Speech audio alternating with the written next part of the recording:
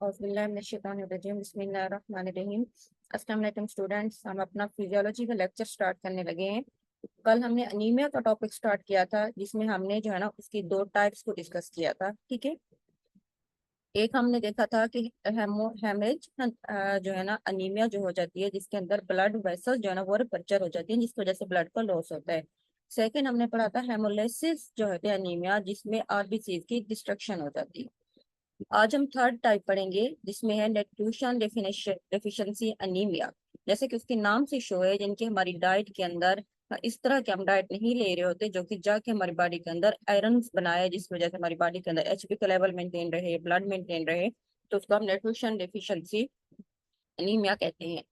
Anemia that occur due to deficiency of a nutritive substance necessary for erythropoiesis। ठीक है, erythropoiesis का मतलब होता है for the production of RBCs, यानी कि हमारी खुराक के अंदर इस तरह के न्यूट्रिएंट सब्सटेंस की कमी होती है जो कि erythropoiesis के लिए, जो आरबीसीज की प्रोडक्शन के लिए बहुत जरूरी होते हैं। इसको हम न्यूट्रिशन डेफिशिएंसी अनीमिया कहते हैं। The substance which are necessary for erythropoiesis. अब जो इरिथ्रोपोइसिस यानी कि जो आरबीसीज बनाने के लिए जो सब्सटेंस बहुत जरूरी होते हैं, उनमें हमारे पास कौन से हैं? आयरन है, उसके अंदर प्रोटीन्स है, ठीक है, विटामिन सी है, विटामिन बी 12 और फोलिक एसिड। ये तमाम इस तरह के सब्सटेंस हैं जो कि इरिथ्रोपोइसिस के लिए जरूरी हैं, यानी कि हमारी बॉडी के अंदर रेड ब्लड सेल्स को बनाने के लिए जरूरी है। इस इनमें आयरन आ जाता है, protein, vitamin C, vitamin B 12 और फोलिक एसिड वगैरह होते हैं। तो ये हम जो है ना तमाम सब्सटेंट अगर हमारी खुराक में नहीं होंगे तो हमें अनीमिया हो जाएगा, ब्लड की कमी हो जाएगी हमारे अंदर, जिसको हम न्यूट्रिशन अनीमिया कहते हैं। न्यूट्रिशन डिफिशिएंसी अनीमिया आज फ्लो, उसकी फर्दर उसकी अगर हम टाइप्स की बात करते हैं तो उनको फर्दर डिवाइड किया गया है। पहला हमारे पास है कि आयरन डिफिशिएंसी अनीमिया, नाम से जैसे शो है, यानी कि आयरन की कमी हो जाती है जिसकी वजह से अनीमिया हो जाता है। आयरन आपको पता है आगे जो है ना ब्लड को बनाने के लिए बहुत जरूरी होता है। उसके बाद है प्रोटीन डिफिशिएंसी अनीमिया, प्रोटीन्स की हमारी डाइट में कमी होती है जिसकी वजह से अनीमिया हो जाता है। उसके बाद है pernicious anaemia, vitamin B 12 deficiency की वजह से होती है। विटामिन बी 12 की डिफिशिएंसी की वजह से जो अनीमिया होती है उसको हम परनीसियस अनीमिया कहते हैं।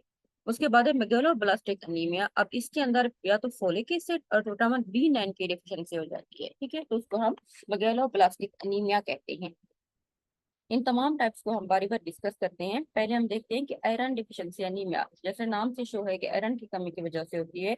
ये मोस्ट कॉमन के जो अनीमिया की काज है, जो मोस्ट कॉमन टाइप है आयरन डिफिशिएंसी अनीमिया की, वो हमारे पास मतलब जो अनीमिया की मोस्ट कॉमन टाइप है ना, वो आयरन डिफिशिएंसी अनीमिया होती है। इसमें क्या होता है कि insufficient dietary intake and absorption of the iron. इसमें या तो हमारी जो डाइट हम ले रहे होते हैं उसमें आयरन हम प्रॉपर ले ही नहीं रहे होते, या अब्जॉर्प्शन ऑफ द आयरन नहीं हो रही होती, यानी कि आयरन हम ले रहे होते हैं लेकिन हमारे बॉडी के सेल्स किसी वजह से इसको अब्जॉर्ब नहीं कर रहे होते हमारी फूड के अंदर। तो इसको हम आयरन डिफिशिएंसी अनीमिया कहते हैं। उसके बाद एक causes of iron deficiency anaemia. Iron deficiency anaemia की क्या क्या काजेज हो सकती हैं? इसकी वजह से होती हैं कि loss of the blood, blood का लॉस हो जाता है। Decrease intake of the iron, पर जब ब्लड ऑफ द लॉस हो जाता है तो जाहिर सी बात है जब ब्लड का लॉस ज्यादा हो जाएगा, ब्लड कम हो जाएंगे तो और इसके बाद अनीमिया हो जाएगा। या हम आयरन ले कम रहे होते हैं, absorption of the iron from intestine, या समटाइम हमारी खुराक में आयरन तो होती है लेकिन हमारे इंटेस्टाइन में किसी वजह से उसकी प्रॉपर अब्जॉर्प्शन नहीं हो रही होती। Increase demand for iron in condition like growth and pregnancy. ये समटाइम ऐसा होता है कि जैसे कि प्रेगनेंसी के दौरान आयरन की डिमांड ज्यादा हो जाती है, क्योंकि फेटस वगैरह के लिए भी आयरन जरूरी होती है। तो उस टाइम इसी वजह से उसकी सिम्टम आ जाती है, यानी कि ले तो रही होती है लेकिन उसकी डिमांड बहुत ज्यादा हो जाती है, जिसकी वजह से उसकी डिफिशियंसी शो हो जाती है। इसलिए उसमें हमें ज्यादा लेना चाहिए आयरन के, हमें कैप्सूल लेना चाहिए, सप्लीमेंट्स वगैरह लेने चाहिए। या जो चिल्ड्रन होते हैं उनकी जब ग्रोथ हो रही होती है ना, जैसे उनकी 1 ईयर से लेके जो 15-17 ईयर तक, तो उनको आयरन की बहुत ज्यादा जरूरत होती है। तो इन तमाम केसेस में आयरन की डिमांड तो ज्यादा हो जाती है लेकिन उसकी जो है ना वो ले कम रहे होते हैं, इसी वजह से आयरन डिफिशियंसी हो जाती है। उसके बाद सेकंड हमारे पास है protein deficiency anaemia. Due to deficiency of the proteins the synthesis of haemoglobin is reduce. अगर प्रोटीन्स की कमी हो जाती है हमारी बॉडी के अंदर, जिसकी वजह से हेमोग्लोबिन जो है ना, हेमोग्लोबिन का पड़ा था दो पार्ट होते हैं, एक हीम पार्ट होता है, दूसरा ग्लोबन। ग्लोबन बेसिकली एक प्रोटीन्स पार्ट होता है। लेकिन जब हम डाइट में प्रोटीन्स कम ले हुए होते हैं, हमारी बॉडी के अंदर प्रोटीन्स कम होता है, तो उसकी वजह से हमारी बॉडी के अंदर हेमोग्लोबिन की सिंथेसिस रिड्यूस हो जाती है। आरबीसीज आर मैक्रोसाइटिक, ठीक है, हेपोक्रोमिक अनीमिया। अब इसमें आरबीसी से होते हैं मैक्रोसाइटिक्स, का मतलब है सेल्स जो होती है लार्जर इन साइज होती है, हेपोक्रोमिक का मतलब होता है लेस कलर। तो इसमें ये वाली टाइप अनीमिया क्या जाती है। ऊपर हमने पढ़ा था ना कि आरबीसी की मुख्तलिफ टाइप्स पढ़ा था, जिसके अंदर अब इसके अंदर जो आरबीसी जो होते हैं लार्जर इन साइज होते हैं हेमोग्लोबिन की डिफिशियंसी की वजह से, लेकिन लेस कलर होते हैं, क्योंकि जो एचबी होती है ना वो रेड कलर आयरन कंटेनिंग की प्रोटीन होती है। जब उसकी डिफिशियंसी हो जाएगी तो आरबीसी तो होंगे, लेकिन आरबीसी के अंदर आयरन की कमी की वजह से वो हेपोक्रोमिक होंगे, इनके लेस कलर होंगे। उसके बाद है परनीशियस अनीमिया, जो कि विटामिन बी 12 की डिफिशियंसी की वजह से होती है, उसको हम जो है ना परनीशियस जो होती है अनीमिया कहते हैं। Pernicious anemia is a decrease in blood in red blood cells. Pernicious anemia is a decrease in red blood cells that occur when your intestine cannot properly absorb vitamin B12 because of lack of intrinsic factors in gastric secretion. अब pernicious anaemia में क्या होता है कि इसमें जो red blood cells होते हैं वो डिक्रीज हो जाती है, it decrease in red blood sales. Pernicious anaemia में हमारे आरबीसी जो होते हैं वो डिक्रीज हो जाते हैं। उस वक्त ये होता है जब हमारी जो इंटेस्टाइन होती हैं वो प्रॉपर विटामिन बी 12 को ऑब्जॉर्ब नहीं कर रही होती। क्यों? क्योंकि वहां पे हमारी जो है ना गैस्ट्रिक सिक्रेशन के अंदर एक फैक्टर होता है जिसको हम इंट्रिंसिक फैक्टर कहते हैं। बेसिकली वो फैक्टर जो होती है ना वो विटामिन बी 12 को ऑब्जॉर्ब करता है, तो हमारी बॉडी के अंदर उस फैक्टर की ही कमी होती है। इंटेस्टाइन गैस्ट्रिक सिक्रेशन के अंदर एक फैक्टर होता है, यानी कि जो हमारे स्टमक के सिक्रेशन होते हैं इसको हम गैस्ट्रिक सिक्रेशन कहते हैं। उसके अंदर एक फैक्टर होता है जिसको हम जो है IF यानी कि इंट्रिंसिक फैक्टर कहते हैं, जिसका काम होता है कि विटामिन बी 12 को ऑब्जॉर्ब करता है प्रॉपर।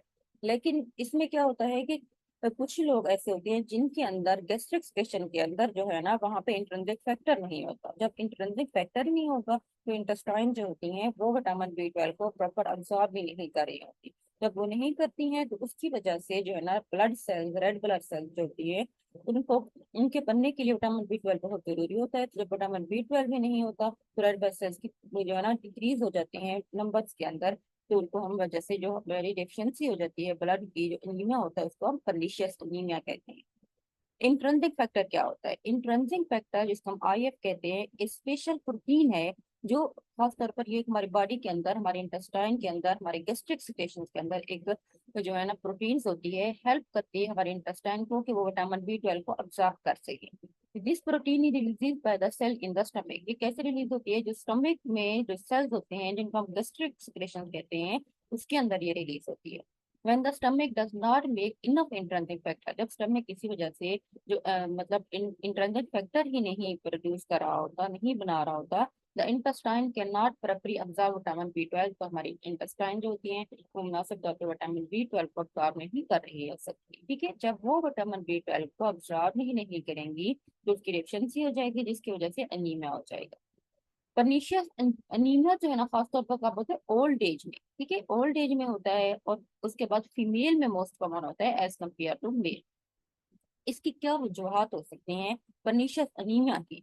इसमें ये होता है कि वीकेंड स्टमक लाइनिंग, जो स्टमक की लाइनिंग होती है इर्द गिर्द जो वो वीक हो जाती है, एज के साथ साथ वीक होती है। फीमेल्स के अंदर भी किसी मख्तलिफ डिजीज वगैरह की वजह से जो है ना, तो जिस तरह होता है उनके अंदर प्रेगनेंसी के दौरान या वैसे ही इसके अंदर वो कम हो जाती है। तो वीकेंड होती है, स्टमक की लाइनिंग वीक हो जाती है, यानी एट्रोपिक गैस्ट्राइटिस हो जाता है। ठीक है, गैस्ट्राइटिस की वजह से स्टमक को जो है ना कोई जख्म वगैरह हो जाता है तो उसकी शेप ही चेंज हो जाती है। एट्रोपिक गैस्ट्राइटिस कहते हैं कि जो स्टमक्स में जो इन्फ्लेमेशन वगैरह हो जाता है उसके बाद स्टमक्स की जो है ना शेप वगैरह चेंज हो जाती है, तो इसको हम जो है ना वीकेंड स्टमक लाइन। उसके बाद हमारे पास आ जाता है an autoimmune conditions in which body immune system attack intrinsic factor proteins और cells make it autoimmune. उसके बाद कंडीशन की वजह से जो हमारा इम्यून सिस्टम होता है वो मतलब खुद एक्टिवेट हो जाता है इस तरह से कि वो जो है ना जो इंट्रिंसिक फैक्टर प्रोटीन होते हैं उनके ऊपर अटैक करता है। ठीक है, और उनको डिस्ट्रॉय कर देता है, किसी भी वजह से उनको फॉरेन पार्टिकल के तौर पर देखता है। उसके बाद हमारे पास है मेगालोब्लास्टिक एनीमिया, जिसको हम फोलिक एसिड डेफिशिएंसी एनीमिया भी कहते हैं। ये हम देखते हैं कि ये क्या होता है। इसमें अब फोलिक एसिड की डेफिशिएंसी हो जाएगी विटामिन बी 9 की। Megaloblastic anaemia is a condition in which bone marrow produce usually large. इसमें अब बोन मैरो के जो सेल्स होते हैं आमतौर पर वो लार्ज हो जाते हैं, स्ट्रक्चर उनकी एबनॉर्मल होती है, क्योंकि बोन मैरो ही होते हैं ना जो आगे जाके आरबीसी की प्रोडक्शन में हेल्प आउट करते हैं। अब इसमें बोन मैरो लार्ज होते हैं, अब नॉर्मल उनकी स्ट्रक्चर हो जाती है, तो वो इमेच्योर रेड ब्लड सेल्स को प्रोड्यूस करते हैं। इमेगलोब्लास्टिक नाम से शो इनके बहुत बड़े होते हैं, बहुत ज्यादा होते हैं, लेकिन इबनॉर्मल होते हैं। इमेच्योर रेड ब्लड सेल्स होते हैं। Megaloblastic anaemia is due to deficiency of an other nutrition factor, कोई और न्यूट्रिशन फैक्टर मैचुरेशन फैक्टर होता है जिसको हम फोलिक एसिड कहते हैं। ठीक है, फोलिक एसिड की डिफिशिएंसी की वजह से हो सकती है। आरबीसी इसमें मेच्योर नहीं होते, डीएनए की जो सिंथेसिस होती है वो भी डिफेक्टिव हो जाती है, क्योंकि उनका जो न्यूक्लियस होता है वो इमेच्योर होता है। जब न्यूक्लियस जो होता है इमेच्योर होता है, आगे प्रोड्यूस ही नहीं होता, तो डीएनए की सिंथेसिस भी डिफेक्टिव हो जाती है। इन तमाम वजूहात की वजह से एनीमिया होती है, उसको हम मेगालोब्लास्टिक अनीमिया कहते हैं। यानी कि इसके अंदर बेसिकली जो बोन मैरो होते हैं वो इतना ज्यादा लार्ज होते हैं, उनकी स्ट्रक्चर नॉर्मल होती है, immature red blood cell produce होते हैं, और ये जो डिफिशिएंसी होती है फोलिक एसिड की उसकी वजह से होती है ये वाली अनीमिया। उसके बाद है ए प्लास्टिक अनीमिया। ठीक है, जैसे नाम होती है due to disorder of red bone, जो होती हैं bone marrow, red blood cells के जो बोन मैरो सेल्स होते हैं जिनसे रेड ब्लड सेल्स बनते हैं, तो उनमें एक बीमारियों की वजह से हो जाती है जिसको हम ए प्लास्टिक एनीमिया कहते हैं। जो रेड बोन मैरो होता है वो रिड्यूस हो जाता है and replace by fatty tissue. इसमें क्या होता है कि रेड बोन मैरो के अंदर किसी वजह से फैट एक्युमुलेशन हो जाती है, वो फैटी टिश्यू में कन्वर्ट हो जाता है, तो वो प्रॉपर अपना काम नहीं करता। बोन मैरो डिसऑर्डर अकर इन फ्लोइंग कंडीशन, ये कौन सी कंडीशन में बोन मैरो ज्यादा हो जाता है? बोन मैरो की जो बीमारी होती है जिसके अंदर जो बोन मैरो जो होते हैं वो रिड्यूस हो जाते हैं और वहाँ उनकी जगह पे फैटी टिश्यू आ जाते हैं। रिपीटेड एक्सपोजर टू एक्सरे और गामा रे रेडिएशन, जब कोई भी डिजीज होती है किसी पेशेंट को, तो उसकी वजह से वो बार बार एक्सरे या गामा रे से जो होती है उनको ट्रीट वगैरह किया जा रहा होता है, तो उसकी वजह से जो है ना, हाँ, उन पेशेंट्स के अंदर ये ए प्लास्टिक एनीमिया हो जाती है। प्रेजेंस ऑफ बैक्टीरियल टॉक्सिन, ठीक है, किसी वजह से बैक्टीरिया आ जाते हैं, इन्फेक्शन आ जाता है। क्विनिलीन, गोल्ड सॉल्ट या बेंजीन वगैरह ये ड्रग अगर ले रहे होते हैं, क्विनिलीन एंटी मलेरियल ड्रग है, ठीक है, उसके बाद अगर आप कोई गोल्ड सॉल्ट ले रहे होते हैं या बेंजीन वगैरह, ये तमाम चीजों की वजह से हो जाती है। उसके बाद ट्यूबरकुलोसिस, ठीक है, टीबी की वजह से हो सकती है। वायरल इन्फेक्शन जिसमें हेपेटाइटिस एचआईवी इन्फेक्शन वगैरह, इन तमाम इन्फेक्शन की वजह से जो है ना रेड ब्लड सेल के जो बोन मैरो होते हैं वो रिड्यूस हो जाते हैं, उनकी जगह पे फैट एक्यूमुलेट हो जाती है। उसकी वजह से हमारे पास जो है ना अनीमिया होती है, उसको हम ए प्लास्टिक अनीमिया कहते हैं। ठीक है, उसके बाद हमारे पास है अनीमिया ऑफ क्रोनिक जो होती है डिजीज, ये हम ना, और इसके बाद ठीक है क्रोनिक डिजीज के अंदर जैसे कि हमारे पास कौन सी होती है? Anemia of chronic disease is anemia that is found in the people with certain long-term medical condition। जैसे नाम से शो है ना, कुछ लोगों के अंदर क्रोनिक यानी कि लॉन्ग टर्म कोई भी मेडिकल कंडीशन होती है, जैसे कि वो हार्ट पेशेंट्स होते हैं, ठीक है, उनमें कोई इन्फ्लेमेटरी डिजीज होती है, डायबिटीज वगैरह के पेशेंट होते हैं, इन तमाम पेशेंट्स के अंदर जो अनीमिया हो जाती है और दूसरी डिजीज की वजह से, उसको हम जो है ना अनीमिया ऑफ क्रोनिक डिजीज कहते हैं। उसमें क्या होता है कि सर्टन क्रोनिक इन्फेक्शन, कुछ इन्फेक्शन हो जाते हैं जिससे उनको मतलब उसके बाद इन्फ्लेमेटरी डिजीज उनको हो जाती है, कोई other illness can effect the body ability to produce red blood cell, तो उनकी बॉडी की उस एबिलिटी के ऊपर जो रेड ब्लड सेल प्रोड्यूस है उसके ऊपर वो इफेक्ट करते हैं, जिसकी वजह से वो proper red blood sales produce भी नहीं कर सकते। ठीक है, क्रोनिक कंडीशन में कॉर्निक हार्ट पेशेंट जैसे हो सकते हैं, डायबिटीज के पेशेंट हो सकते हैं, या उनके अंदर कोई भी जैसे टीबी के पेशेंट्स हो सकते हैं, तो उनके अंदर जो उनके आरबीसीज होते हैं वो प्रॉपर प्रोड्यूस ही नहीं होते। Condition that can lead to the anaemia of chronic disease, किन क्रोनिक डिजीज की वजह से हो सकता है? नॉन इन्फेक्शन इन्फ्लेमेटरी डिजीज की वजह से हो सकता है किसी वजह से, ठीक है। उसके बाद ऑटो इम्यून डिजीज की वजह से हो सकता है, जैसे कि हमारे पास जो है ना मुख्तलिफ डिजीज होती हैं, जो कि ऑटो इम्यून डिजीज के अंदर हमारे पास जो मुख्तलिफ स्किन की डिजीज भी होती हैं जिसके अंदर सिरोसिस होता है, ठीक है, तो वो सारी ऑटोइम्यून डिजीज होती है। कैंसर की वजह से हो सकता है, किडनी की डिजीज की वजह से हो सकता है, लिवर सिरोसिस की वजह से। उसके बाद लॉन्ग टर्म इन्फेक्शन जैसे कि कुछ एड्स या एचआईवी के पेशेंट हैं, हेपेटाइटिस बी सी वगैरह के, ये जो पेशेंट होते हैं इनके जो ऑर्गन होते हैं ना बॉडी के, वो तो ऑलरेडी डिजीज की वजह से इन्फेक्टेड हो चुके होते हैं, ठीक है, तो इन लोगों के ऊपर बहुत ज्यादा इफेक्ट होता है। Anaemia of chronic disease is often mild, आमतौर पर बहुत कम होता है लोगों को, इतना ज्यादा मतलब सीवियर नहीं होता, माइल्ड होता है। You may not notice symptom of anaemia, की माइल्ड होता है यानी कि पता ही नहीं चलता कि है या नहीं है, यानी कि सीवियर नहीं होता, इवन सिम्टम भी हम नोटिस नहीं कर सकते। अगर सिम्टम्स में इंक्लूड, इसमें क्या होता है कि वीक वीक या टायर्ड पेशेंट हमेशा जो होता है इस तरह के अनीमिया का, वो जो है ना थका हुआ महसूस करते हैं, उसको हेडेक उसको रहता है, उसके बाद पेलनेस हो जाती है, उसकी येलो स्किन हो जाती है, शॉर्टनेस ऑफ द ब्रीथ वगैरह हो जाती है, ठीक है, ये तमाम सिम्टम शो होती है, तो हमें पता चल जाता है कि उसको क्रोनिक डिजीज की वजह से अनीमिया हो गया है। उसके बाद है सिम्टम ऑफ अनीमिया, ये देखिए अगर हम सेंट्रल नर्वस सिस्टम की बात करते हैं तो उसमें अनीमिया के सिम्टम होती है, उसकी वजह से तेज हो जाएगी, जिनकी थकावट हो जाती है, डेजनेस भी चली जाती है, फेंटिंग हो जाती है, पेशेंट जो है ना बेहोश हो जाता है, आईज के ऊपर जो है येलो हो जाती है आईज उसकी वजह से, उसके बाद स्किन की वजह से पेलनेस हो जाती है, येलो स्किन, उसके बाद कोल्डनेस, टेम्परेचर बॉडी का कम हो जाता है, स्किन ठंडी रहती है, उसके बाद येलो स्किन हो जाती है। अगर हम ब्लड वेसल्स की बात करते हैं तो इसमें लो ब्लड प्रेशर हो जाता है, हार्ट के अंदर पल्पिटेशन, हार्ट रेट जो होती है वो इफेक्ट होती है, उसके बाद रैपिड हार्ट रेट हो जाती है वगैरह ये सब।